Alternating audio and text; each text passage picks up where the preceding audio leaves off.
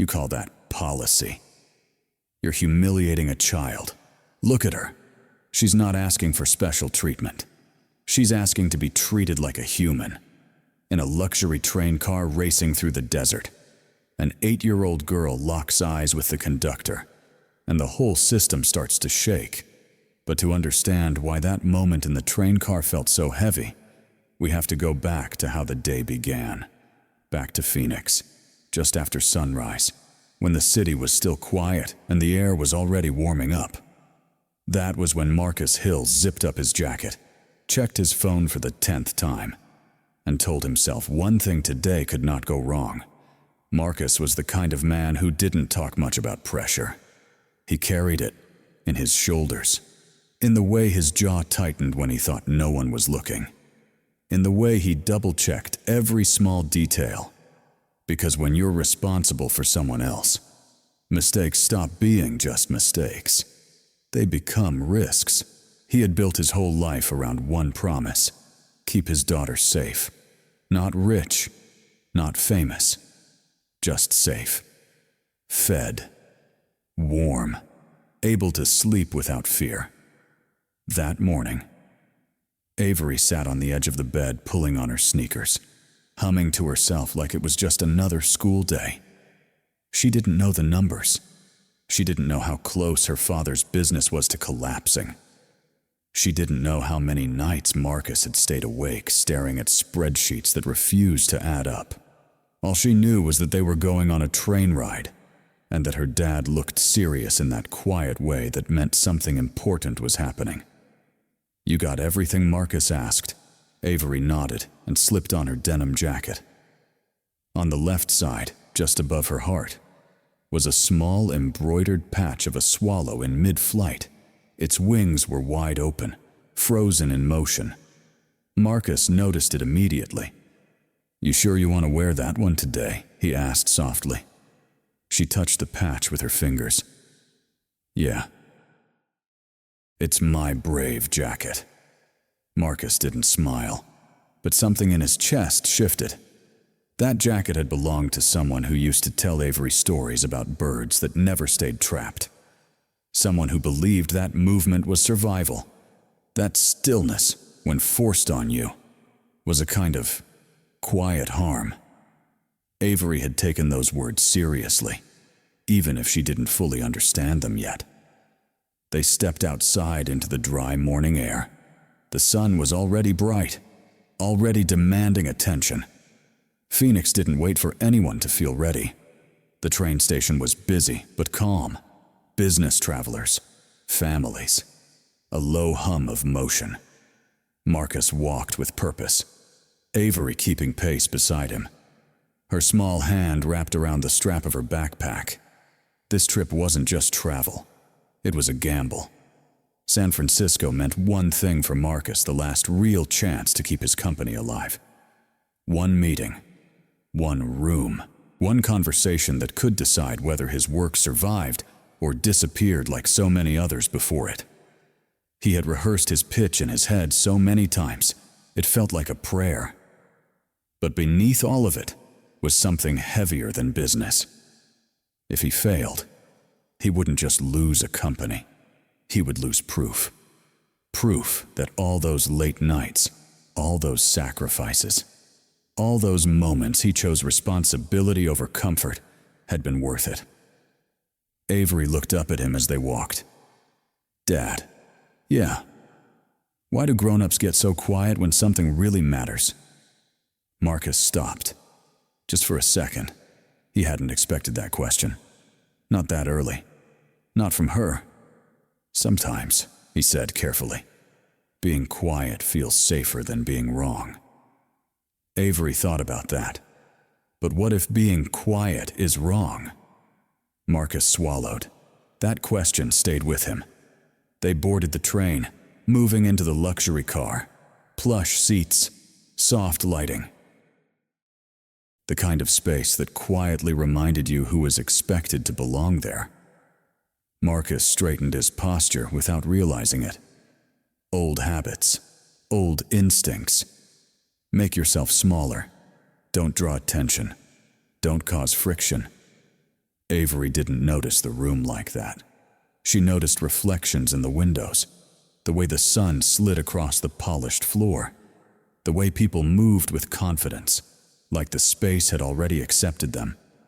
She took her seat and looked around with curiosity, not caution. Marcus checked the time again. Still early, still enough space to breathe.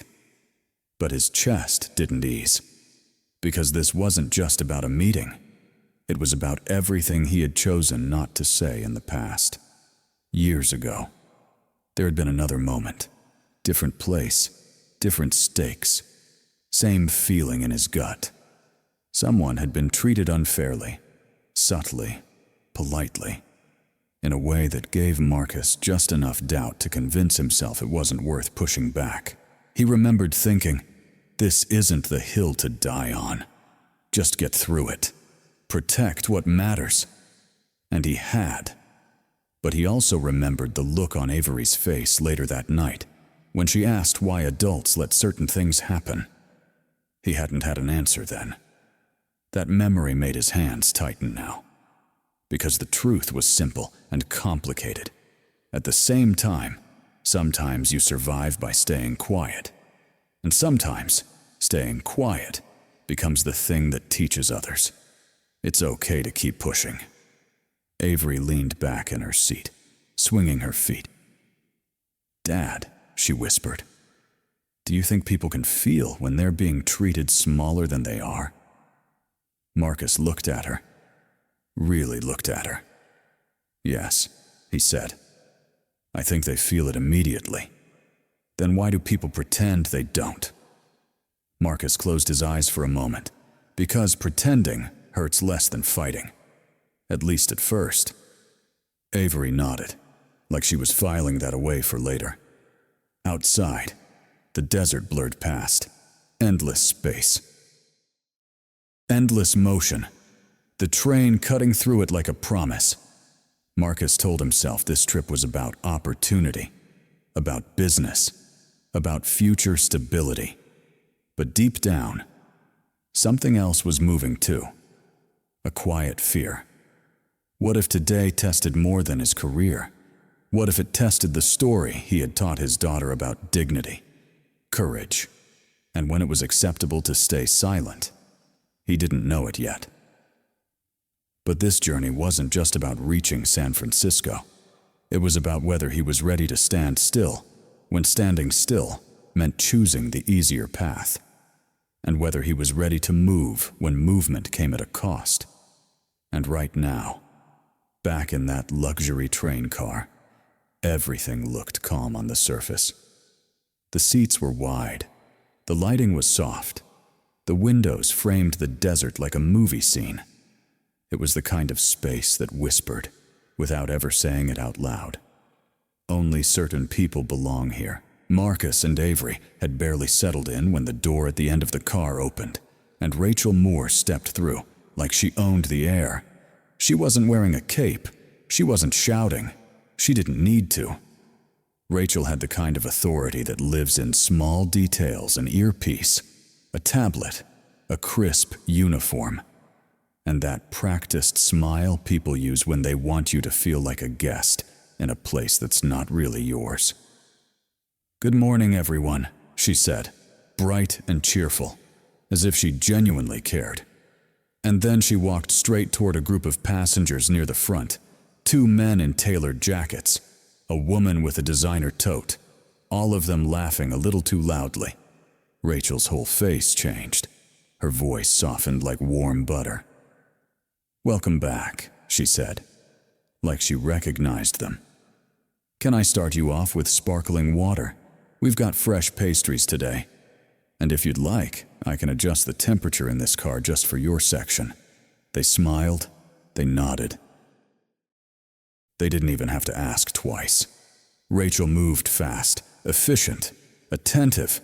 Her hands almost floated as she poured drinks, arranged napkins, and laughed at jokes that weren't funny. Then she turned and walked toward Marcus and Avery. And just like that, the warmth disappeared. Her smile stayed on her face, but it went hollow like it was taped on. She looked at Marcus's seat number, then at his shoes, then at Avery's denim jacket, and her eyes paused for half a second on that swallow patch, like she was reading something she didn't like. "Tickets," she said. "Not sir. Not ma'am. Just tickets." Marcus handed them over immediately. His posture was polite, his voice calm. He had learned long ago that when you're in a space where power is uneven, you don't give anyone an excuse to label you a problem. Rachel scanned the tickets slowly, too slowly. Then she tilted her head. "This is the premium car," she said, loud enough for the nearby seats to hear. "Just confirming you're in the right place." Marcus blinked once. "Yes, that's what we purchased." Rachel's eyebrows lifted slightly, like she was surprised he had an answer ready. She tapped her tablet. "All right." She didn't apologize. She didn't smile the warm smile again. She simply handed the tickets back like returning something she didn't enjoy touching. Avery watched the whole thing without saying a word. Kids notice tone the way adults notice weather. Avery could feel a shift in the air. Rachel moved on, but the pattern started to reveal itself in little cuts, small enough that each one could be explained away. But together, they formed something ugly.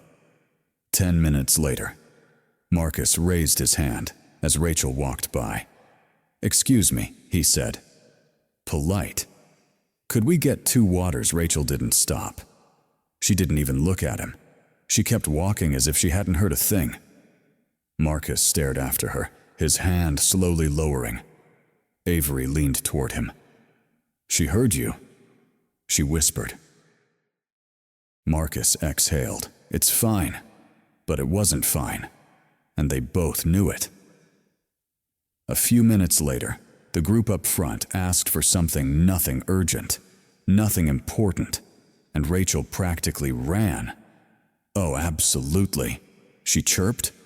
"Right away. Of course." She came back carrying drinks, snacks, even an extra blanket someone hadn't asked for. "Just in case," she said sweetly.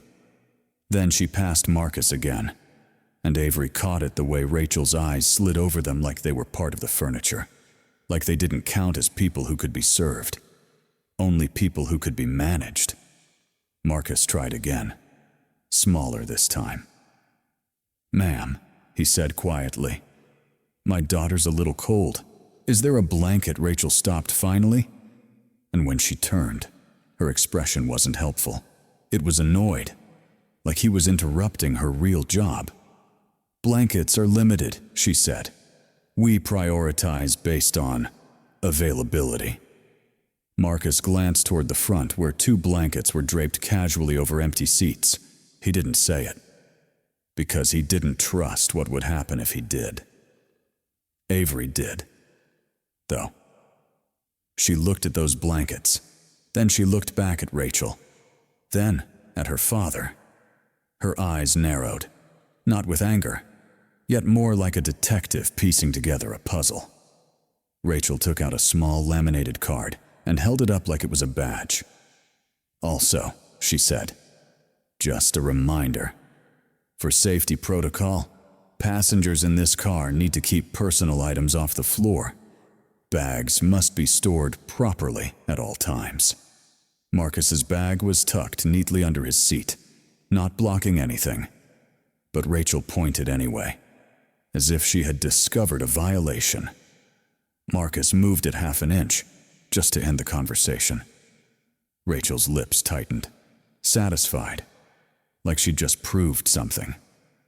And this is where people misunderstand situations like this.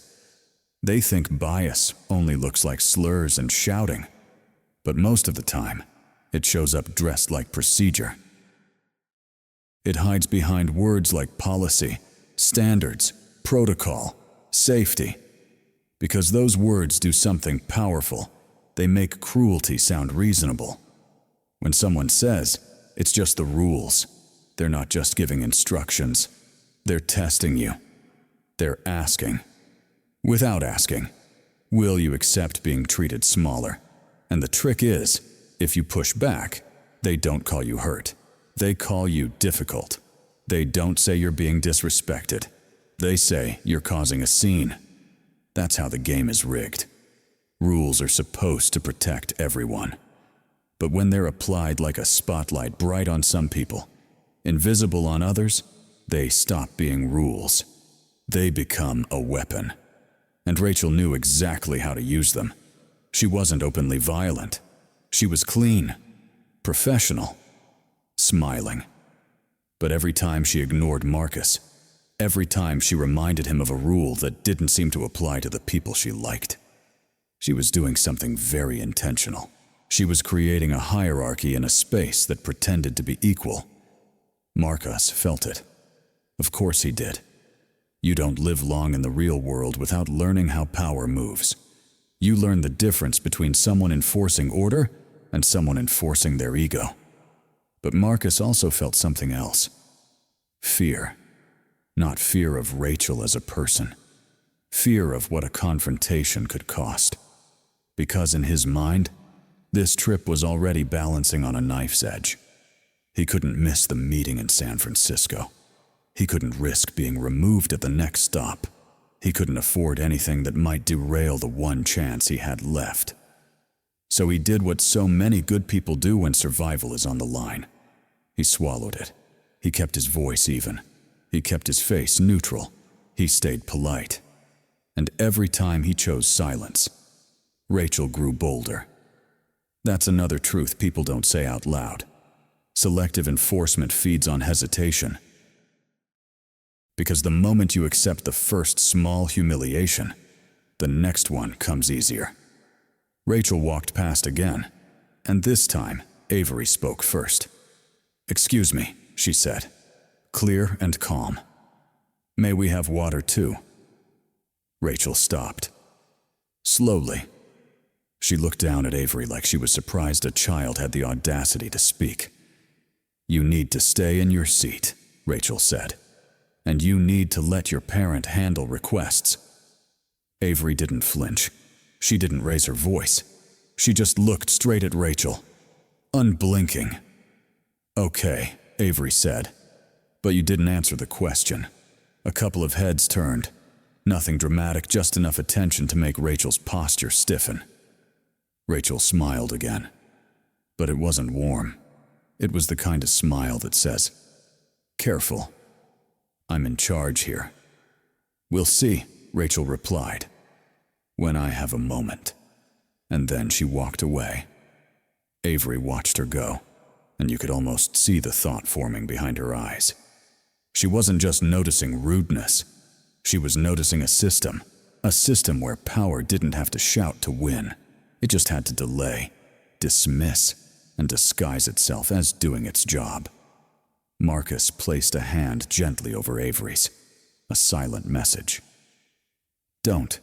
But Avery's gaze stayed fixed down the aisle, following Rachel. Because Avery didn't see this as a customer service problem. She saw it as a dignity problem.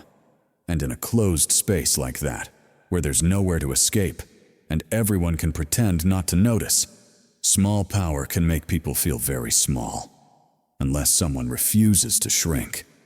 And Avery shows you early. She wasn't planning to shrink at all. But while Rachel was busy playing gatekeeper in that premium car, there was another passenger watching everything unfold, without saying a word. She sat a few rows ahead, near the window, in a seat that looked like it had been designed for someone who didn't rush for anything. Her name was Eleanor Wright. And if you passed her in a hallway, you might not notice her at first because she wasn't trying to be noticed. No loud jewelry, no designer logos shouting for attention, no entourage. Just a charcoal coat folded neatly on her lap, a calm face, and a leather briefcase that looked old enough to have a story of its own. Not a shiny new bag meant to impress, the kind of worn, softened leather that says, "I've been carrying weight longer than you've been alive." Eleanor's hands rested on that briefcase like it was an anchor. like inside it were documents that mattered to people who made decisions.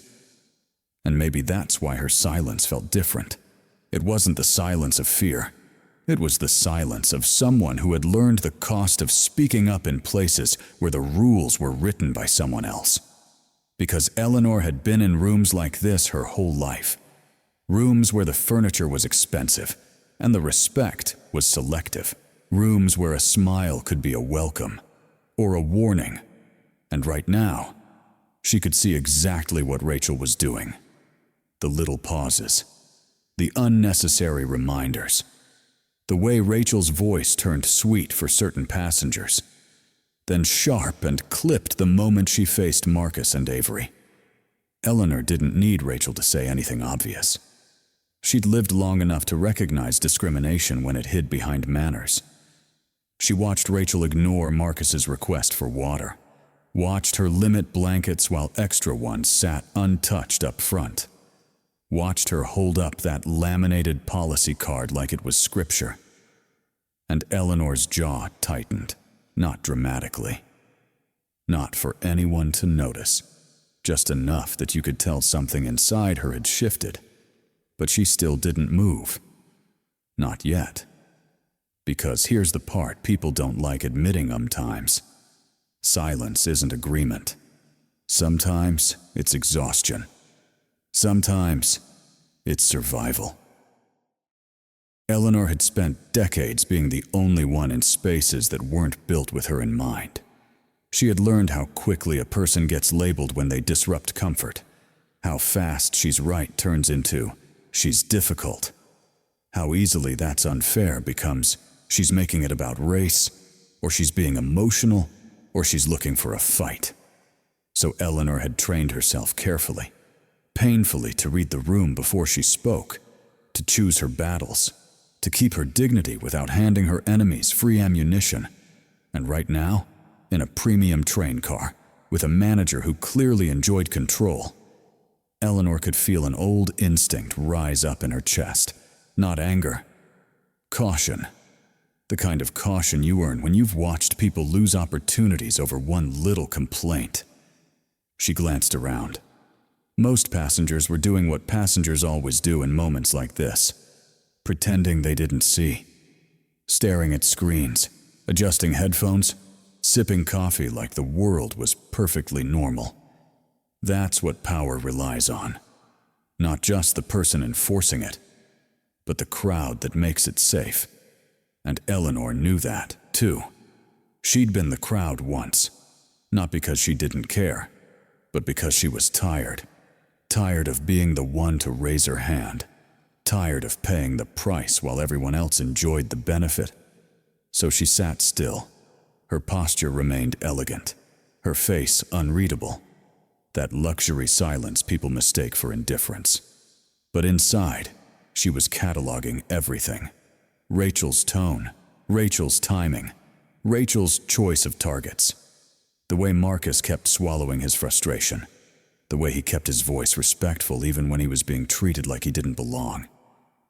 And then Eleanor noticed Avery. Not because Avery was loud, but because Avery was the opposite. Avery was quiet in a way that made you pay attention. Most kids, in a situation like this, would shrink into their parents' side, or fidget, or get scared. But Avery sat upright, eyes steady, tracking every movement Rachel made like she was watching a lesson being taught in real time. And Eleanor saw something in Avery's face that she hadn't seen in a long time. Not innocence, not naivete. Defiance without disrespect. The kind of defiance that doesn't need to shout. The kind that simply refuses to accept humiliation as normal. Avery's gaze met Eleanor's for the briefest moment. And something passed between them. Not words. Recognition. Because Eleanor had worn that same look once, a long time ago, before life taught her how expensive it could be. Eleanor looked down at Avery's denim jacket. That swallow patch caught the light for a second. Small, stitched, almost ordinary. But there was something about it. the symbol of a bird meant to travel, to return, to keep going. Eleanor's fingers tightened on her briefcase again, and for a moment, you could almost see her mind drift somewhere else, somewhere behind the calm, somewhere where she remembered being young and brave before she learned to be careful. She lifted her eyes back to Rachel. Rachel was laughing with the right passengers again, handing out snacks with that perfect customer service glow. Then, like flipping a switch, she turned and brushed past Marcus and Avery without offering so much as a glance. And Eleanor's expression didn't change, but her eyes did. They hardened. Because Eleanor understood something that Avery hadn't learned yet. The most dangerous kind of disrespect is the kind that looks polite, the kind you can't easily prove, the kind that makes you question yourself afterward. And as Eleanor watched Marcus keep choosing peace over conflict, she didn't judge him, not for a second. She understood him. She understood what it meant to have something on the line, to need the trip to go smoothly, to know that one wrong move could cost you more than pride. That's why her silence wasn't cold. It was heavy. It was the silence of someone who had fought many battles already and was tired of always being drafted into the next one. But then Avery looked down the aisle again, and Eleanor saw it. That tiny shift in a child's shoulders when patience runs out. That moment when a kid doesn't just notice unfairness. They decide they're not going to live with it. Eleanor's gaze followed Avery's, and for the first time since the trip began, Eleanor's calm mask cracked just slightly. Not with fear, with a quiet, almost painful curiosity. Because she wasn't wondering if Avery would speak up. She could already feel that coming.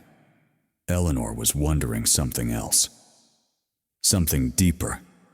How much does the world have to do to a person before they stop looking like that? Before they stop believing they're allowed to say, "No, that's wrong." And as the train hummed forward through the desert, Eleanor stayed seated, still composed, still silent. But now, she was watching Avery the way you watch the first spark near dry grass, because she knew what most people didn't. Yet, this wasn't just a rude employee and a patient father. This was a collision between two generations, one that learned to survive by staying quiet, and one that hadn't been trained to shrink yet. And when those two generations lock eyes in a closed space full of witnesses, something always breaks. The only question is, who breaks first? And that's when the air in that premium car changed. Not because Rachel raised her voice, not because someone finally yelled, "This is wrong," but because a sound cut through the quiet that didn't belong there. A sharp gasp, then another, like someone was trying to pull air through a straw. Heads turned slowly at first, the way people turn when they're hoping it's nothing, hoping it's just a cough, hoping it's not their problem. A man in the middle row had gone pale in seconds. One moment he was scrolling on his phone. The next, he was gripping the armrest like it was the only thing keeping him upright. His lips were losing color. His forehead shined with sweat that came out of nowhere. And then his body tilted just slightly like a tree about to fall. A woman beside him whispered, "Sir, are you okay?" No answer. Just that same, desperate, uneven breathing. The kind that makes your stomach drop because you can't pretend anymore. Somebody finally stood up. "He doesn't look right." Another voice. Quieter. "Is there a doctor?" And suddenly you could feel it panic trying to rise, but getting pressed back down by politeness, by shock, by the social rule that says, "Don't make a scene," because that's what people do in public crises. They look around first. They wait for permission. They wait for someone official to take control so they don't have to. And in that moment, all eyes went to the same person, Rachel Moore. Because she wore the title, she had the authority. She was the one who kept flashing protocol like a badge. Rachel moved fast, but not to help, to manage, to control. She stepped into the aisle with her palms out like she was directing traffic. "Everyone, please remain seated," she said. Firm and practiced. "We don't need panic." Then she leaned toward the man, barely bending down, like she didn't want to get too close. Sir, can you hear me?" she asked. He tried to respond, but his head lolled slightly, and his breathing turned shallow, thin, and frightening. The woman beside him looked up, voice shaking now. "He needs help. Do you have oxygen? Do you have a medical kit?" And Rachel's expression tightened in a way that made Marcus's chest clench, because she didn't look concerned. She looked inconvenienced. "There is a medical compartment," Rachel said, glancing toward the wall where a small cabinet was mounted, red cross sticker fading at the edges. "But it stays locked under safety policy.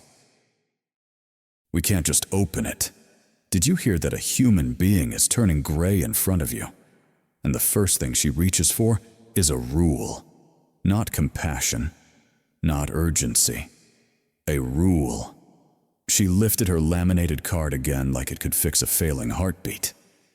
"Emergency supplies are accessed by authorized personnel only." She continued. "We're approaching the next stop. We'll have station responders meet us." The woman's eyes widened. The next stop is what 20 minutes. Rachel didn't flinch. "We're moving at high speed. Interfering with equipment is not permitted." And that's when you saw it happen all at once. A whole car full of grown adults. Freezing. Because the moment someone in authority says, "Policy," your brain starts doing something dangerous. It starts looking for a reason to obey. Even when your gut is screaming. This is what nobody wants to admit about human nature. Most people are not cruel, but most people are easily. Still, we think we'll be the one who jumps up. We think we'll be the one who knows exactly what to do. But in real life, our brains search for signals, for cues. If no one else is moving, we assume maybe it's not that bad. If the official person is calm, we assume maybe we're overreacting. And if someone says protocol, we assume the safest thing is to step back because we don't want to be wrong. We don't want to be blamed. We don't want to be the one who made it worse. That effect gets stronger the more people are watching, because the crowd feels like protection. But it often becomes a trap. Everyone thinks somebody else will act. Everybody is waiting for somebody else to be brave first. And while that waiting happens, the one thing you can't afford to lose keeps slipping away. Time. In a medical emergency, time is not a detail. Time is the difference between "he's okay" and "why didn't anyone do something?" Marcus stood up halfway from his seat. You could see it in his posture, his instincts fighting his fear. His eyes went straight to that medical cabinet, then to Rachel, then back to the man whose head was now sagging forward like a heavy weight. Marcus took one step into the aisle and stopped, because his mind wasn't just on the man. It was on San Francisco, on that meeting, on the last investor who could keep his project alive, on the reality that if he got removed from this train, if security got involved, everything he'd been carrying for months could collapse in a single afternoon. And Rachel knew it. That's what made her dangerous. Not because she could physically stop anyone, but because she understood the invisible leash people live with. Jobs, schedules, status, reputation. The fear of being labeled difficult. So when Marcus hesitated, Rachel's voice sharpened like she'd been waiting for that moment. "Sir," she said, eyes on Marcus now, "please return to your seat. We are handling it." Handling it. But the man was getting worse. The woman beside him was crying now, whispering, "Please, please." A teenager 2 rows back lifted his phone, not to help, just to record. Hands shaking. Someone murmured, "We should do something." Someone else answered. She said not to. And that's the ugliest sentence in any crisis. She said not to, because it means your conscience just got outsourced. Avery watched all of this like her brain was taking pictures. She watched the man's fingers trembling, the way his chest barely rose, the panic in the woman's eyes, and she watched the adults. Not one, not two, dozens, all waiting, all staring at Rachel like she was a traffic light that would eventually turn green. But here's the thing about kids. They haven't been fully trained into the world's cowardly habits yet. Avery didn't see policy. She saw a person fading. And then, like the universe decided to tighten the screw even harder, Eleanor shifted in her seat. At first it was subtle. A hand pressed to the armrest. A breath that sounded too thin. Marcus glanced at her, and something in his face changed. Because Eleanor wasn't just uncomfortable. She was struggling. The stress, the air, the tension, the long day, whatever it was. It hit her at the worst possible moment. Her eyes blinked slowly, like she was trying to stay present. And then her shoulders dipped forward, not collapsing fully, but enough to tell you she was next. Rachel noticed, too.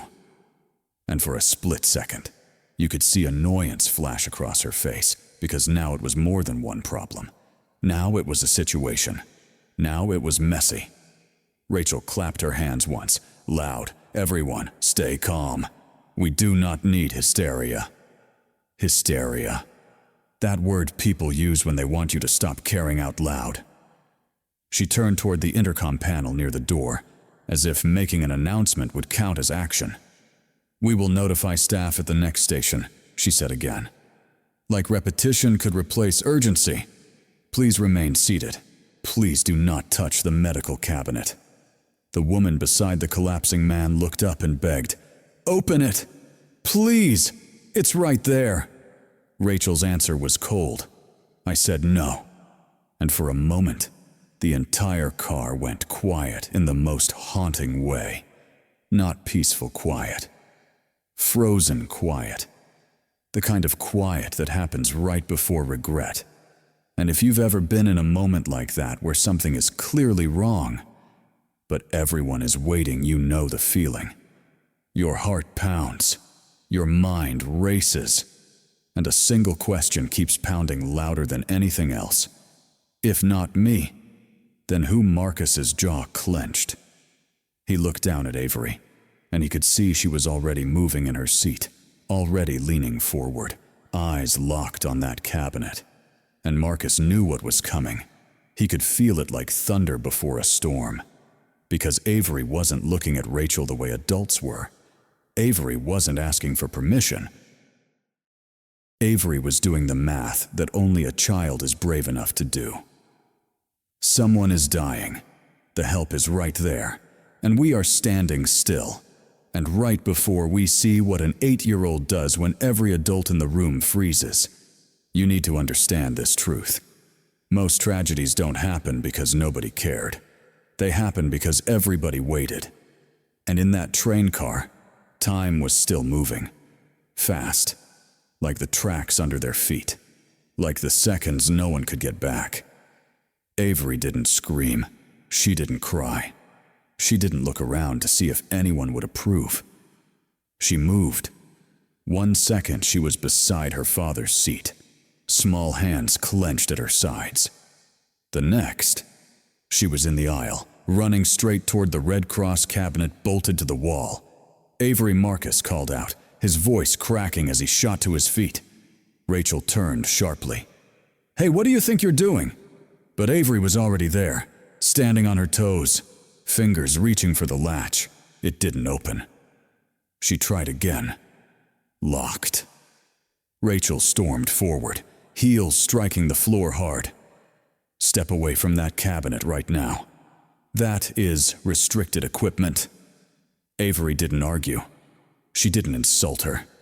She just turned her head and spoke clearly, her voice steady in a way that felt almost unreal for an 8-year-old. He can't breathe. That was it. No speech, no drama, just the truth. Rachel grabbed Avery's wrist. You are not authorized. If you touch that cabinet again, I will call security. Do you understand me? The word security hit the air like a threat. Marcus reached them in 2 long strides and pulled Avery back, wrapping his arms around her shoulders. I'm sorry, he said quickly. To Rachel, to the car, to everyone. She's just a kid. She didn't mean. Avery twisted in his grip, not angry, not panicked, focused. She looked up at him. Dad, she said quietly. He's going to pass out. Marcus swallowed hard. He could see the man now, slumped sideways, chest barely moving. He could see Eleanor too, gripping her seat, her face pale, lips trembling. 2 lives. 1 locked cabinet. And a woman holding a rule like it was more important than both. Marcus hesitated, just for a second. That second felt like an hour. Rachel took advantage of it. This is exactly why procedures exist, she said loudly, for the whole car to hear. So people don't cause chaos. Chaos. That's what she called a dying man. Avery slipped out of her father's arms. She stepped forward again. Rachel moved to block her. And that's when Avery said it. Not loudly, not angrily, but clearly enough that everyone heard. I belong here, she said. The car went silent, and he does too. She pointed at the man struggling to breathe. Not dramatic, not shaking, just certain. For a moment, nobody spoke. Not Rachel, not Marcus, not the passengers frozen in their seats, because something about that sentence hit differently when it came from a child. It wasn't defiance. It was a statement of fact. Rachel scoffed. This is not a place for Avery didn't wait for her to finish. She turned to the car. You, she said, pointing to a man in a blue jacket. You have a phone. Call for a doctor. Not someone. A doctor. The man blinked, then nodded, fumbling for his phone. You, she said to the crying woman. Stay with him. Talk to him. Don't let him fall asleep. The woman grabbed the man's hand. I'm here. You hear me? I'm here. Avery looked around again, eyes sharp. You. She pointed to a middle-aged man standing near the door. You're strong. Help me open it, Rachel shouted. Do not touch that cabinet. The man hesitated, looked at Rachel, then at the man gasping for air, then at Avery, and something inside him snapped into place. He stepped forward. I'll take responsibility, he said. Rachel reached for her radio. I'm calling security right now. Marcus stepped in front of Avery, for the first time, not apologizing, not explaining, blocking. If you touch her, he said quietly, you'll have more than paperwork to deal with. Everyone heard that too. The cabinet rattled as the man pulled, still locked. Avery's hands trembled now, but her voice didn't. If you know how to open it, she said, looking around, tell us. A woman near the window raised her hand. There's usually a release panel underneath. Avery dropped to her knees, fingers searching blindly. There, a small metal latch. She pulled. The cabinet popped open. Inside, a compact oxygen tank, a mask, emergency supplies. The man in the blue jacket shouted, I'm a paramedic. Move! He pushed forward, taking the mask, kneeling beside the man. Sir, look at me. Slow breaths. I've got you. Oxygen flowed. The man coughed once, then again. Color began to creep back into his face. The woman sobbed. Someone whispered. Thank God. Eleanor sagged back into her seat, breathing slowly now, her hand still shaking but her color returning. And all around them, phones were raised, recording, witnessing. Rachel stood frozen, her radio halfway to her mouth. Her authority had evaporated in front of a child with shaking hands and unbreakable clarity. And here's the part nobody teaches you. Courage isn't loud. It's specific. It doesn't say, be better. It says, you. Call. You. Help. You. Move. In emergencies, good intentions are not enough. You need direction. If you ever find yourself in a moment like this, remember this first check if the person can speak or cough. If they can, encourage them to keep coughing. If they can't speak, if their lips are turning blue, if their hands clutch their throat or chest, time is measured in seconds. Don't say, someone help. Say names. Point. Create roles. Break the spell of the crowd. And if you know how to perform first aid or the Heimlich maneuver, do it.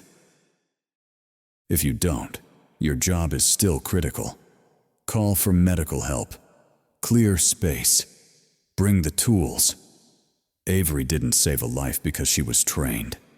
She saved a life because she refused to wait. Because while everyone else was asking, am I allowed? She was asking, is he breathing? The train kept racing forward, but something in that car had changed forever. A system had been challenged. A rule had been ignored. And a child had reminded a room full of adults of something simple and terrifying. You don't need permission to do what's right. You just need to start. For a few fragile seconds, it felt like relief had won. The man was breathing again. The oxygen mask fogged with each slow inhale. The panic had softened into quiet murmurs of gratitude. People exhaled. Some even smiled. And that's when Rachel decided to fight back. She straightened her jacket, lifted her chin, and switched tactics. Not care, not concern, control. This is unacceptable, she said loudly. You have damaged company property. Her finger pointed straight at Avery. This child interfered with restricted equipment. That is a serious violation. The cabin froze again. Different silence. Sharper. More dangerous. Marcus stepped forward instinctively. My daughter saved a life. Rachel didn't look at him. She spoke past him.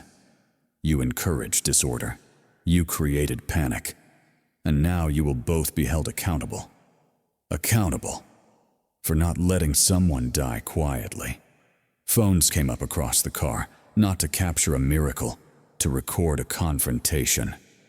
Rachel raised her voice. This is what happens when people like you decide rules don't apply. People like you. Everyone heard it. Marcus felt it land in his chest like a punch, not anger, recognition. He had heard those words before, in offices, at job sites, in meetings where his voice carried less weight than others. Rachel, he said calmly, my daughter acted because you didn't.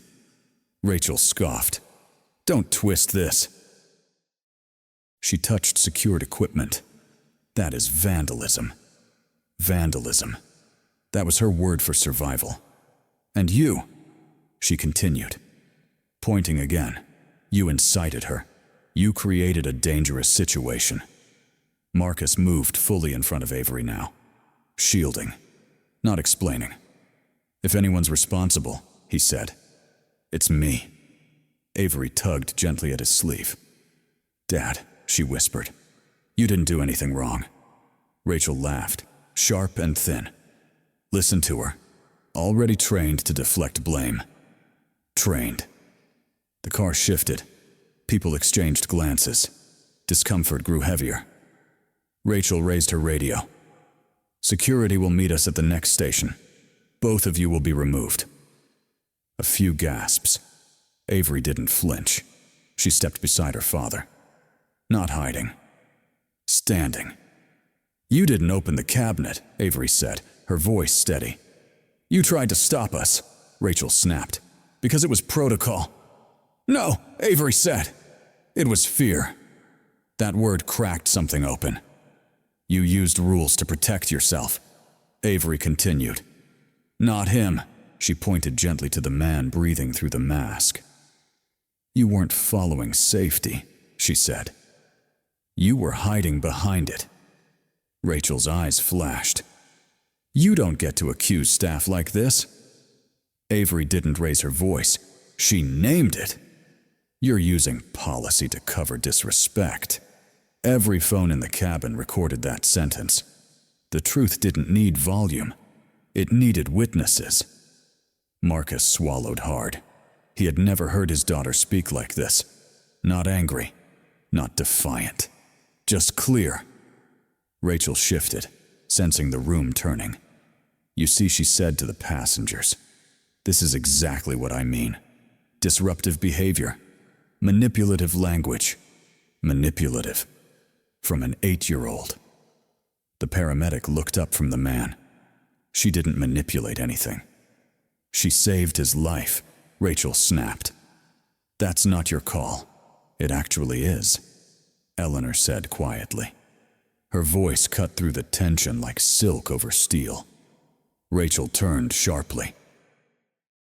And your Eleanor stood slowly, her old leather briefcase resting at her feet.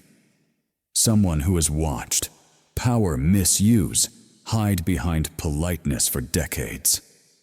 A ripple passed through the car. Rachel tightened. This is not your place.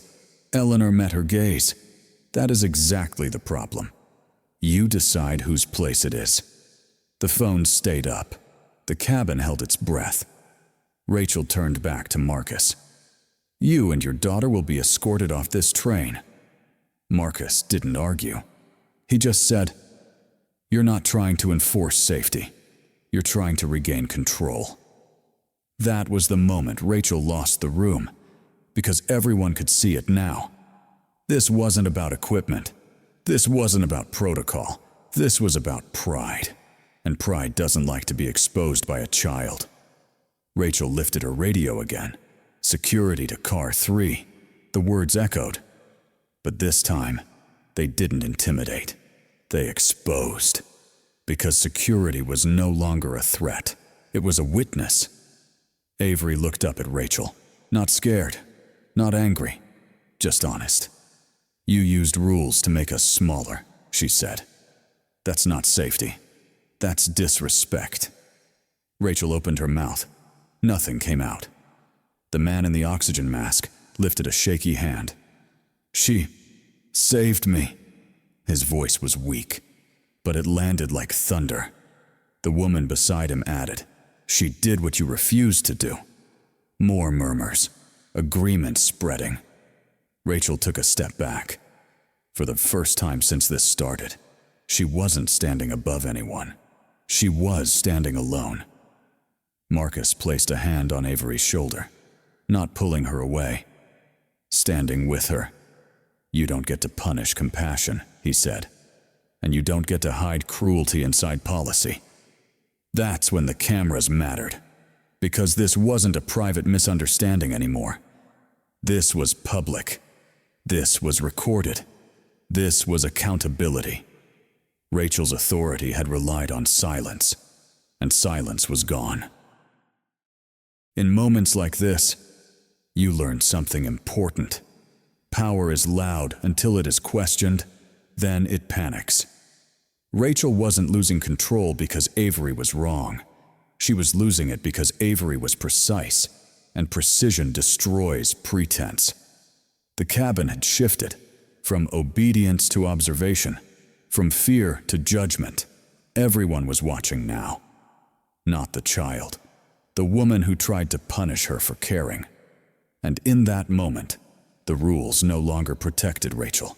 They exposed her. The moment Captain Lewis Grant stepped into the cabin, everything changed. Not because he raised his voice, not because he demanded attention, but because real authority never needs to perform. He took in the scene in silence first. The man with the oxygen mask, the open medical cabinet, the phone still held in trembling hands.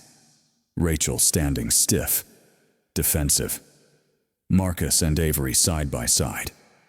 He didn't ask who was right. He asked to see footage, he said calmly.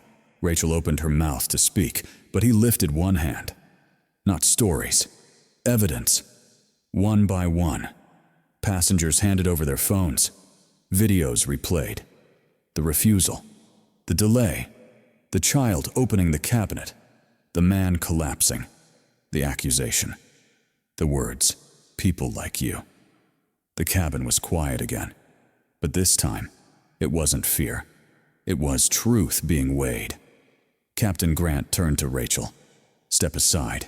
She hesitated. Not long, but long enough to reveal everything. "Now," he repeated. Rachel moved. Security appeared at the doorway, alert, but restrained. Captain Grant addressed the cabin. "What happened here will be reviewed in full, but let me be clear about one thing." He looked directly at the medical cabinet.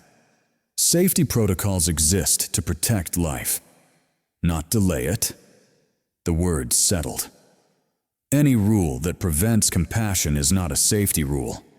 It is a liability. A murmur of agreement moved through the car. He turned to Marcus and Avery. "You acted in an emergency. You acted to preserve life.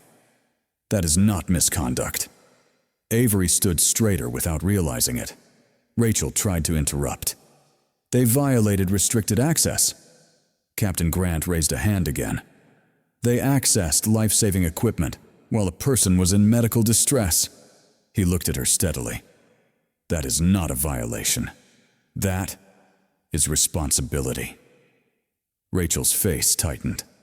"Security," he said. "Escort Miss Moore to the forward cabin. She will remain separated from passengers until we reach the next station." The words weren't dramatic. They were final. Rachel's authority dissolved in one sentence. As she was led away, she didn't look at Avery. She didn't look at Marcus. She looked at the floor. Because rules only protect power until power is questioned by higher authority. Captain Grant turned back to the cabin. "I apologize to every passenger here. Not a corporate apology. A human one. You were placed in a position where hesitation replaced leadership. That should never happen." He looked at the man on oxygen, then at Eleanor, then at Avery. "And especially," he said gently, "to this child. You showed clarity under pressure that many adults fail to find."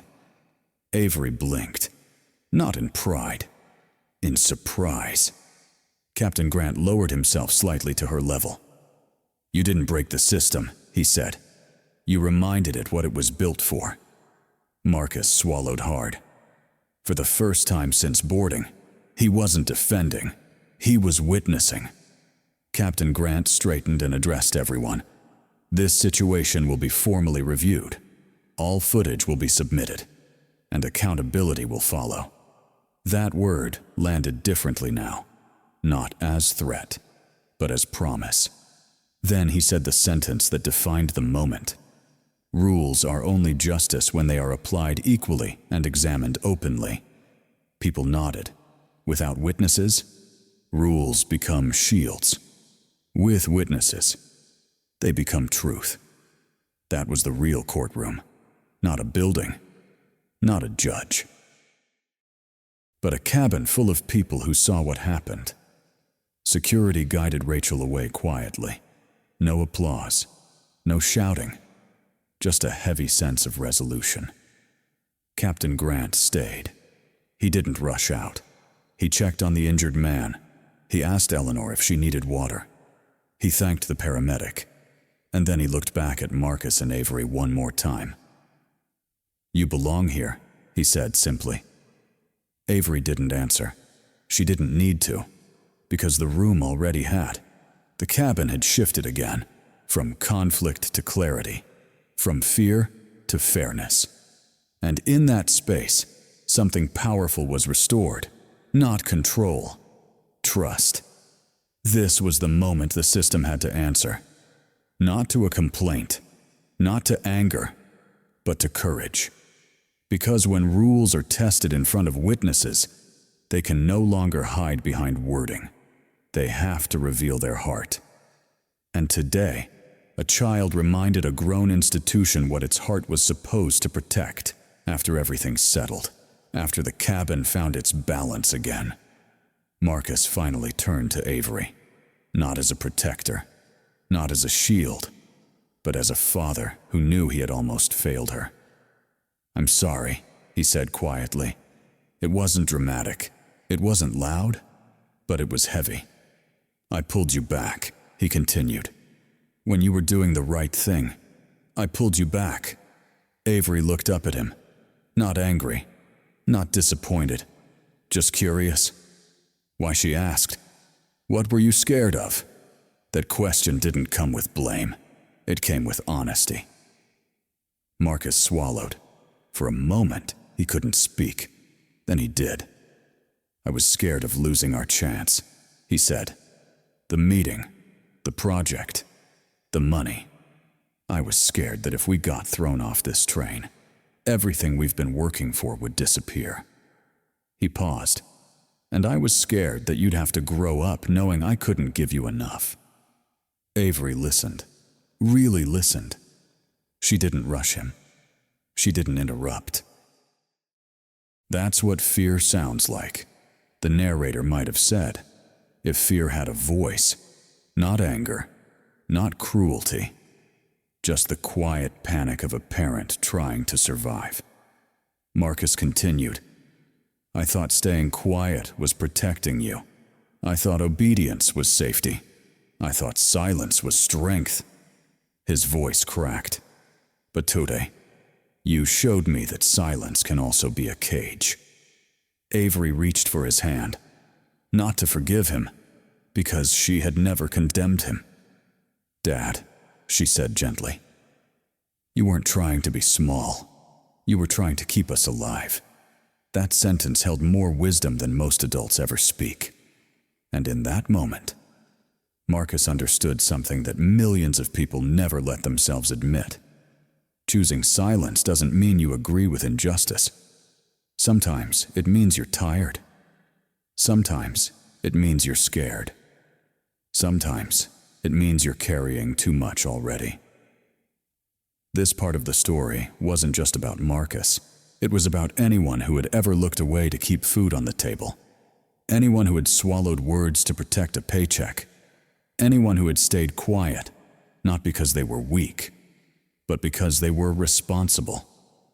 So if you're watching this and thinking, "I've been Marcus," this message is for you. You are not a bad person. You were trying to survive. You were trying to hold your family together. You were trying to keep a fragile future from breaking apart. Silence doesn't always come from cowardice. Sometimes it comes from love. But love grows. And today, Marcus was learning that love could be brave. Too. He knelt slightly so he was eye level with Avery. "I should have trusted your strength," he said. She shook her head.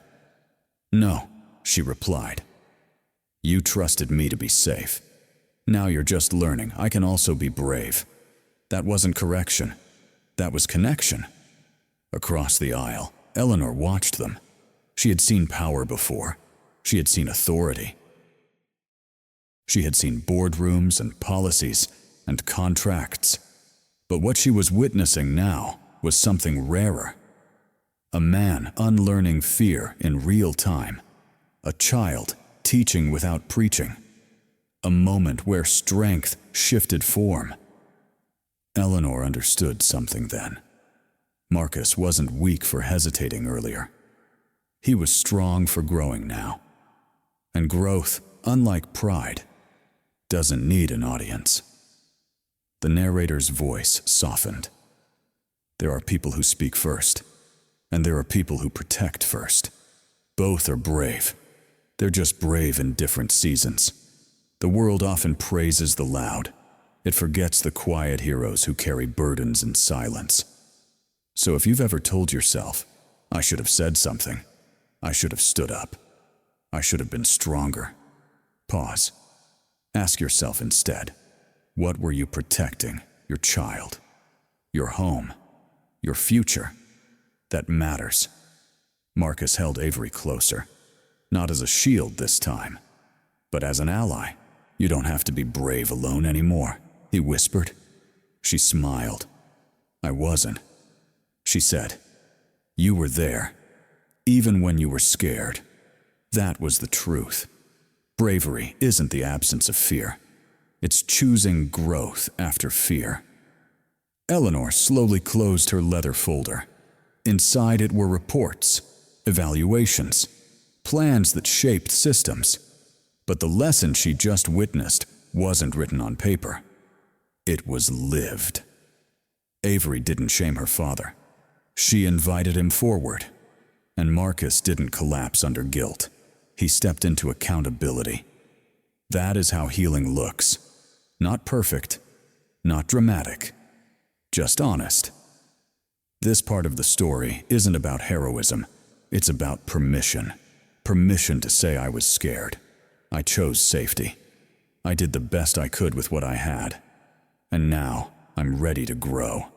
If you've ever chosen silence to survive, you are not broken. You were adapting. But now you know something more. You can survive and still speak. You can protect and still stand. You can be careful and still be courageous. Marcus kissed Avery's forehead, not in apology, in pride. And Avery leaned into him, not because she needed protection, but because she knew she had partnership. That's what changed. Not the world, not the system, just the shape of courage inside one family. And sometimes, that's where every revolution begins. Eleanor didn't rush toward them. She didn't interrupt the moment between a father and his child. She waited, the way people with real authority always do. When she finally stepped closer, her voice was calm, measured, almost gentle. Marcus Hill, she said. May I have a word? Marcus straightened immediately, not out of fear, out of respect.